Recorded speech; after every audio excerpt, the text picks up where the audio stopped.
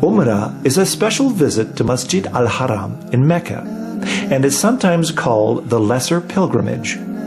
You can make Umrah as many times as you wish, and at any time throughout the year. People often decide to combine Hajj with Umrah to take advantage of the rare opportunity. Like Hajj, performing Umrah involves a sequence of acts or rites that are done in a specific order. First, enter the state of Ihram at or before a miqat, and begin reciting the Talbiyah. Perform Tawaf, which is circling around the Kaaba 7 times. Perform Sa'i, which is going back and forth between the hills of Safa and Marwa.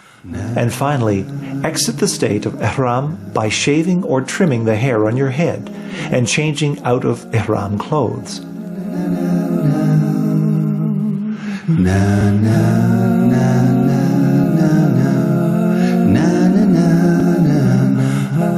These are essential rites of Umrah, which means without them, Umrah would be done inaccurately.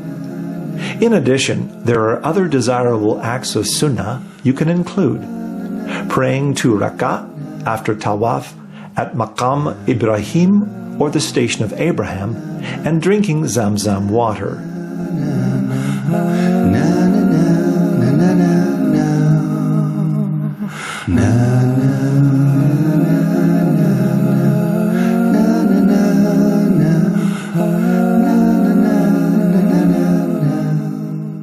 When performing Umrah during Hajj season, be aware that the closer to the days of Arafah, the greater the crowds become, swelling into the millions.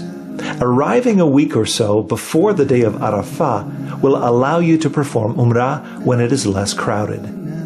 The difficulty navigating through massive crowds of pilgrims from all over the world can at times be very frustrating. Patience will be required to endure these difficulties. The challenges of Hajj are all part of the spiritual experience.